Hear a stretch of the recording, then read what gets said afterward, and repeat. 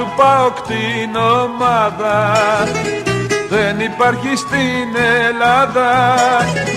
Ομάδα ραδοξασμένη και με δάφνες στολισμένη, που τα 11 παιδιά μας τα έχουμε όλοι στην καρδιά μας. ΠΑΟΚ, ΠΑΟΚ, τρέμουν το όνομά σου και στο πέρασμά σου τρέμει όλη η γη. ΠΑΟΚ, ΠΑΟΚ, άλλη τέτοια ομάδα σ' όλη την Ελλάδα δεν θα ξαναβγεί.